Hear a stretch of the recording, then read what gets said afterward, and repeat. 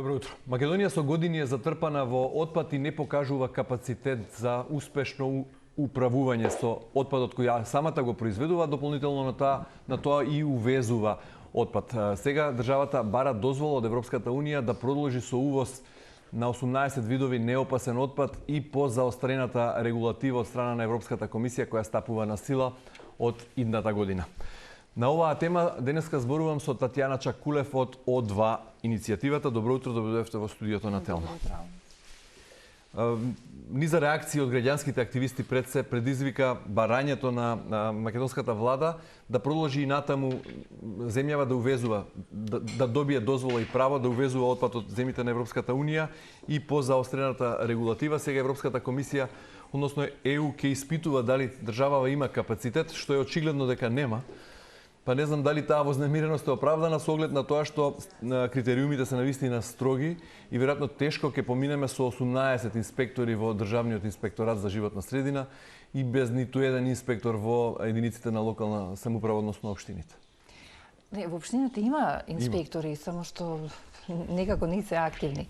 Јас прво сакам да разграничам што е тоа отпад. Кога ќе се каже увезуваме отпад, различни луѓе имаат различна слика тоа што е отпад. Некои замислуваат комунален отпад овој што нели се депонира на Дрисла, пример во Скопје, некои не, јасно е дека станува збор за железо, челик, обоени, необоени метали. Сега значи зошто Министерството за животна средина прво да разграничиме зошто бара да се увезува отпад? Тоа е затоа што имаме ние фирми во нашава држава кои го преработуваат тој отпад, значи го користат за своите технолошки процеси за да добијат некој краен продукт.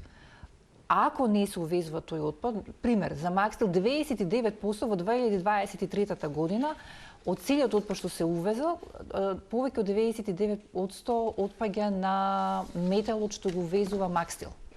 И сега ако кажеме забрана на увоз на отпад, тоа значи забрана на увоз на металите и треба да го затвориме Макстил. Значи приносно ние треба да кажеме дај да го затвориме Макстил, да не работи, за да не увезуваме отпад, тоа се метали. Значи мора да ги разграничиме тука некако да ги ставиме работите во контекст. Да, но е од она што е сега официјално според податоците од Министерството за животна средина и просторно планирање, интегрирани еколошки дозволи за управување со отпад има 12 компании во Македонија, меѓу кои е оваа што ја спомнувате вие Макстил. Тука е цементарница Усија, таму е и скопската депонија Дрисла која го преработува комуналниот отпад пред се. 390 компании има дозвола за транспорт на неопасен отпад, додека 290 фирми добиле дозвола за складирање и третман исто така на неопасен отпад. Добро. Така, еве разграничивме сега. Ама не, да разграничиме и за увозот. Еве, податоци од 2023 година. 99% е увозот на метали за Макстил. Другиот помалку од 1%. Збориме сега за неопасниот отпад. Отпаѓа на дел пластика, некаде 200 и нешто тони е пластика, околу 1000 тони се работи за масти и употребувани масти и масло за јадење. Околу повторно некаде ми се чини околу 200 тони се работи за не можам да се сетам сега што беше последното, значи пакување од хартија и картон. Во 2023 немало тоа. Троска и метал. Не, троска и метал не е, металот е само без троска, значи тоа е метал добиен од троска. Има катализатори, алуминиум, бронза, месинг, масти, тоа се дозволи. Дозволите се, да. Имаше уште една. Еве она што е податок исто така. Значи овие се категориите што се увезени. Едно е што се дозволи издадени за увоз на отпад, а друго е што е увезено. Меѓутоа ние увезуваме и опасен отпад. Тука е најголемиот проблем за нас, меѓу другото, и увезената пластика. Значи ние се гушиме во пластика, зашто да увезуваме пластика. Особено што не знаеме, значи како што кажавте со инспекцијата е секогаш ние сме меѓу чекани на ковална кога се работи за отпад, значи и за нашиот отпад меѓу чекани на ковална. Што да направиме? Луѓето се бунат за регионални депонии, така? А од друга страна, значи се гушиме во отпад, цела држава имаме диви депонии насекаде. Значи мора некаде да се почне. Стандардизирани депонии е неопходно да имаме. Нашата Дрисла не е стандардизирана.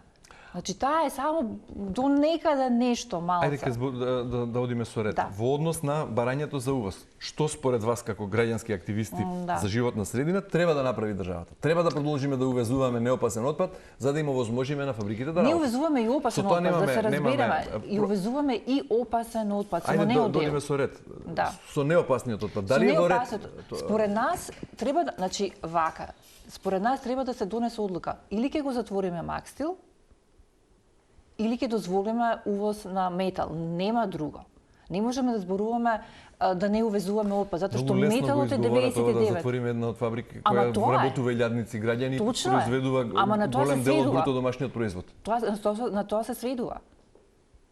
Нема друго, бидејќи само Макстил Што е е тој вашиот што став, дека 90. треба да се затворат фабрики?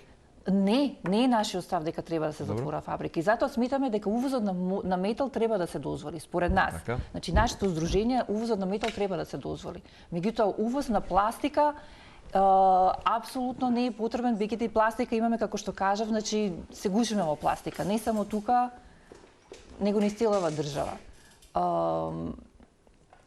Тоа е ставот за увозот на опасен отпад не треба да биде. Да, имаме ние фабрика, повторно се работи. Зошто има увоз на опасен отпад? Затоа што постои фабрика Табмак во Пробиштип, која ги користи тие оловни акумулатори да ги преработува. Меѓутоа таа фабрика беше инволвирана во скандалот пред 2 години, кога се откри оловната згура од 500 до 600 тони во селото Орман во Ѓорче Петров. И сега како беше таа инволвирана? Значи, отпадот наместо да го извезува, бидејќи ние немаме депонија за опасен отпад во држава. И секој опасен отпад кој се креира од сите погони и капацитети мора да се извезе. Она не го извезала, туку го дала на друга фирма во Македонија, што е Рецикл Екостарт, во Чучер Сандово, кој го земал тој отпад, преработил, направил некоја оловна паста, го продал назад на Табмак, преку друга, значи, фирма, и отпадот од таа преработка, згурата што останала, оловната згура, си ја депонирал на приватен плац на некој човек. Значи, тука е проблемот кај нас. Значи, ние не сме способни да преработуваме што би требало, значи отпадот треба да се преработува. Имаме ограничени ресурси на планетава и мора да се мисли за идни генерации. Не можеме ние да си ги користиме ресурсите само за нас, а да немаме предвид генерации кои доаѓаат понатаму. Значи отпадот апсолутно треба да се реупотребува, ама нашите капацитети и начинот на кој ние сме се покажале во државава, не сме способни да го правиме тоа еколошки и согласно законите. Добро, рековте дека се увезува и отпаден отпад, и тоа од Босна и Херцеговина, Албанија, Косово. Албанија, Косово, Босна, опасниот отпад од таму. Имате ли конкретни податоци за минатата или за предминатата година, за 2023, што конкретно е увезено? За опасен отпад? Да. Опасен отпад, според она што ни е дадено од податок од Министерство за животна средина, во однос на реален узвоз, ни дадоа, ни кажа дека ги немат евиденција за тие податоци, што малце ни е чудно, како може да немате евиденција за тие податоци, зборуваме за реален увоз. Меѓутоа, за издадени дозволи за увоз на опасен отпад, издадени се само на Табмак, за увоз на оловни акумулатори, за 2024 година е во количина од 13.500 тони. Тоа е во однос на дозволите, а колку реално се увезле, не знаеме. Меѓутоа само Табмак е таа што Одговорот од увезува. Министерството за животна средина вела дека немаат податоци за реални. За реални, да, немат евиденција. Може би во царина треба да се праша. Во царина ќе ги побараме, точно, да. Ги баравме скоро податоците и мислевме дека Министерство за животна средина ќе Додека ги има. зборуваме за опасниот отпад и за увозот на опасен отпад, може би треба да се спомне дека во 2021 Дрисла увезуваше опасен отпад, иако нема технологија за тоа. И без технологија за тоа и стандарди, доби таква дозвола за да увезува опасен отпад и согоруваше во одреден број на месеци од 2021. Тоа се проблемите што јас повторно кажувам. Значи, затоа ние бевме против да се отвори во законот стоеше, значи можно да се отвори во јавно-приватно партнерство, а дури ми се чини и концесија да се даде некој да вози да ја води депонијата за индустријски опасен отпад. Ние сме стварно, ајде да не кажам, значи да не звучи навредително, меѓутоа криминогено општество. Значи влада е корупција во огромен степен. Се кршат законите, се заобиколуваат. Дрисла не требало, значи да ги добија тие шифри за одлагање на опасен отпад, меѓутоа ги добила, значи на хартија дека може тие шифри на опасен отпад да се депонираат. И тоа од повеќе институции, тамо се од Министерството за животна средина, и Државна инспекторат за животна средина, сите биле. Општини. Да. И повторно се случило тоа. Иако ги нема капацитетите. Значи, една Дрисла нема ни постројка за секундарна селекција на отпад. Значи, зборуваме да ги одвојува, така? Тоа одвојува што е метал, што е стакло и така натака од И други таа види на Дрисла е отпад. единствената депонија во Македонија која исполнува минимум стандарди и се смета за стандардизирана. Половично. Не е стандардизирана. Се смета за до некаде некои стандарди дека се исполнети. Меѓутоа не е стандардизирана. Далеко е од стандардизирана. Она што велите да не употребите поттежок збор, па велите Македонија е криминогено општество, не кажувате ништо ново.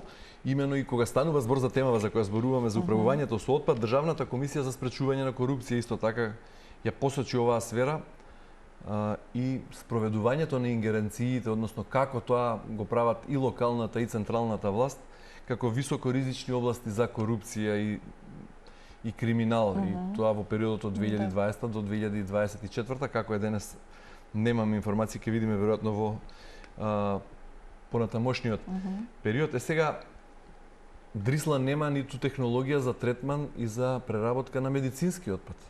Бидејќи печката тамо, топилницата, развива недоволна температура за третман на употребени или лекови со завршена рок на употреба, да не зборувам за други медицински материјали кои бараат неопходност од третирање на повисока температура.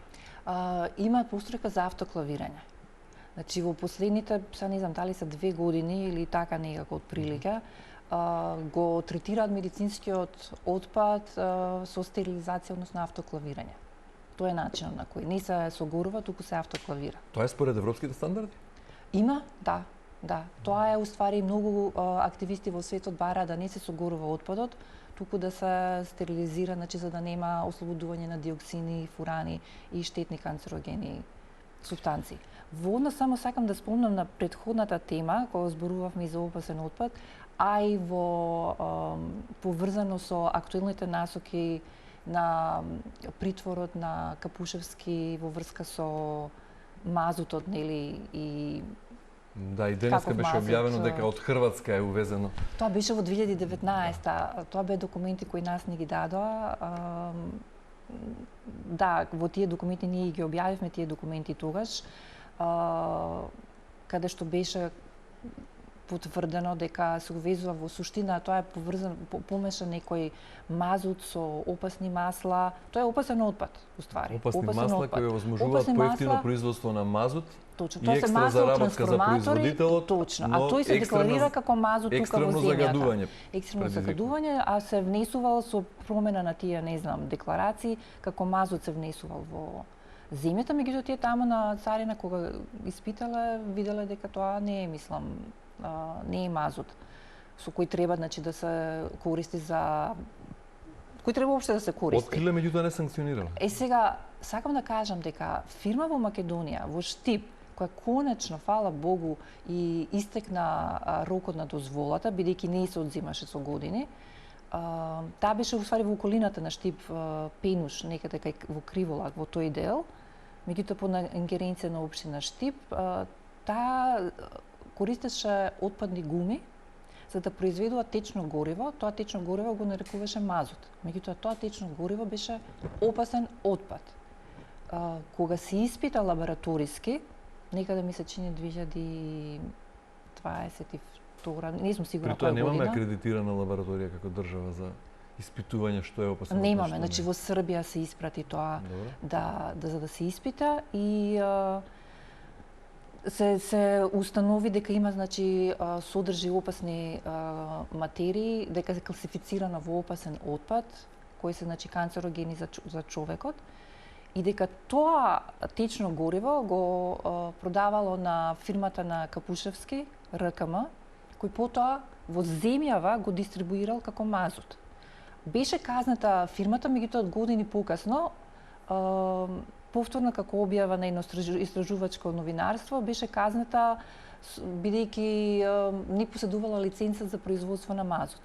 Сакам да кажам, општина Штип немаше во рок од 6 години немаше извршено ниту една редовна контрола на таа инсталација, иако граѓани од соседно село се жалеле на ужасен мирис, бидејќи таа требало да биде затворена постројка, меѓутоа чадовите канцерогени се излегувале, се жалеле селани, ништо.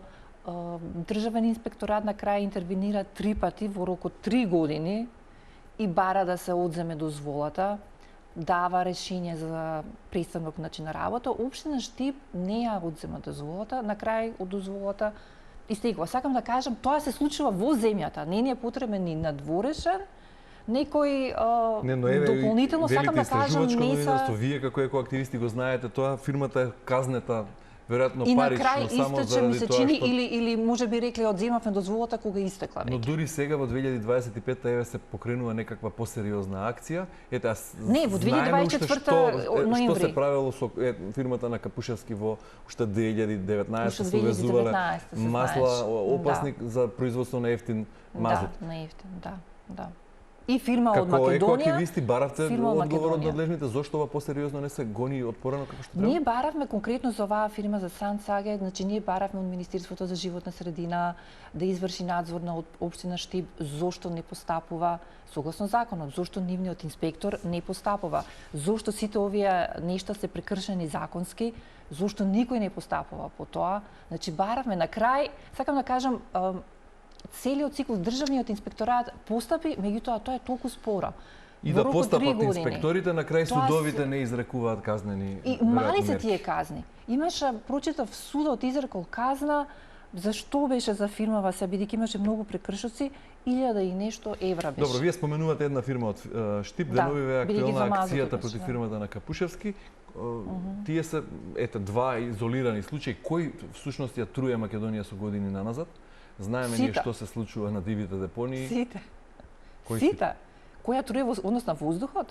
Во однос на тие увоз на опасен отпад, согорување на опасен отпад, нешто што не смее да се случува.